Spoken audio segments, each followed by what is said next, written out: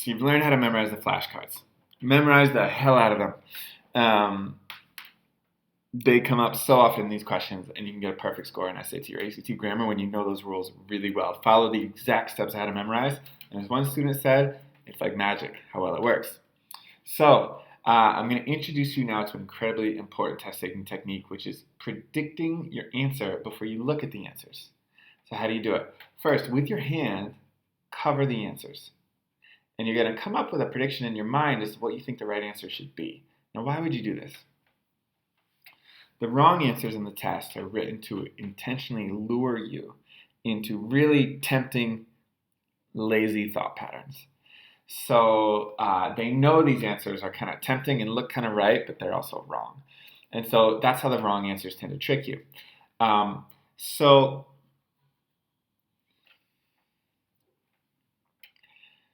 when you predict, you put yourself into a very anticipatory mindset. You're always smarter when you're anticipating what's going to come. You know, when you're anticipating what's going to be on the physics test, you do better on the physics test in the end. When you're anticipating what the game plan of the opposing football team is going to be going in the game, and then you come up with a plan to counter that, you are going to be more intelligent for what happens during the game.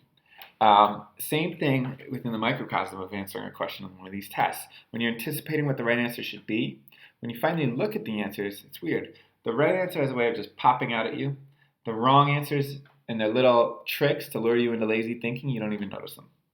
So, on every question, you want to cover the answers with your hand and predict. Now, why cover with your hand? Because it's so tempting to not do the work of predicting and just look at the answers. And you think, I'll see the right answer. And when you look at the answers without a prediction, the wrong answers have a way of luring you into them. And then you get all confused. So an important thing to know on these grammar sections is basically 60% of the questions are grammar, 40% are rhetoric. So 60% of the questions are testing your knowledge of the grammar rules, which are on all those flashcards, and 40% of the questions are rhetoric, which is about, how should the writer write the story the best to convey the story most effectively to the reader. We'll get into rhetoric questions a little later. Here's how to predict on grammar questions. The 60% of the questions on the test are grammar. Cover the answers, and you're going to ask two questions. We call it the ear, then grammar, two-step prediction.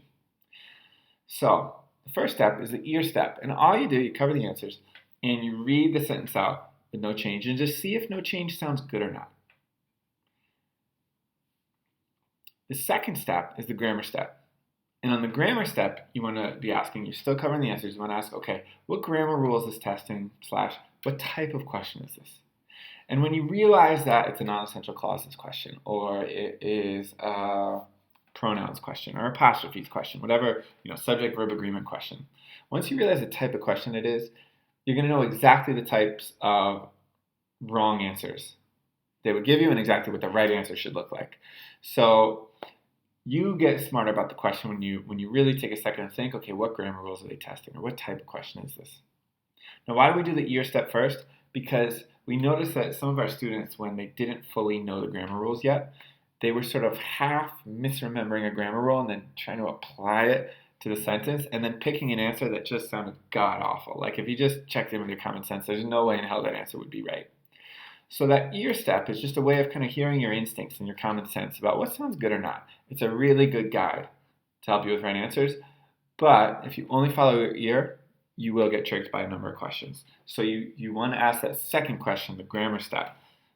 What rule is this testing / what type of question is this? And when you go through those two steps on every grammar question, train it as a habit, do it on every single grammar question in your practice, you're going to be much smarter in these questions. You're going to get basically every single one of them right, or close to it.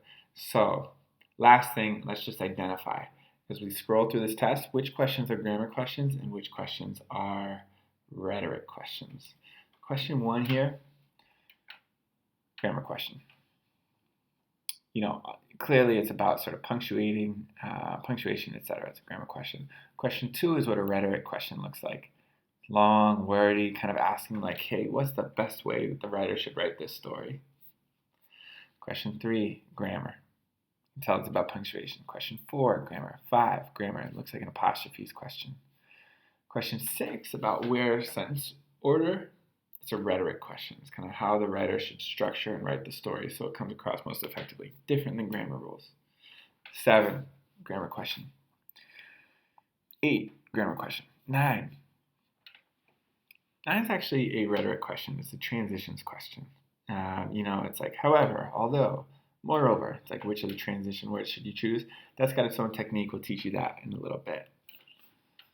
10, grammar question. 11, grammar question, pronouns question. 12 is a rhetoric question, all about how to write the story the best way. 13, another rhetoric question. Notice rhetoric questions are longer. We'll teach you the technique on how to predict on those later. 14, rhetoric question, all about sort of paragraph order. 15, another rhetoric question. How did the writer achieve their goal in writing this essay?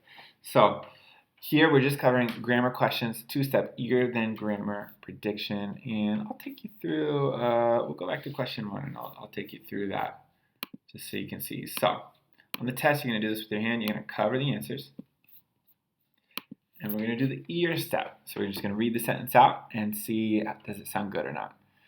So, having enrolled in a photography class for my first semester, I had offered to preserve some of our family's memories before the film deteriorated or got lost. Ear sounds a little weird. That's it, done. That's the ear step. Sounds weird. None of this has to be fancy. Any prediction is better than no prediction. Okay, now I'm going to do the grammar step, which is to ask, what rule is this testing / what type of question might this be? Having enrolled in a photography class for my first semester, I had offered to preserve some of our family's memories.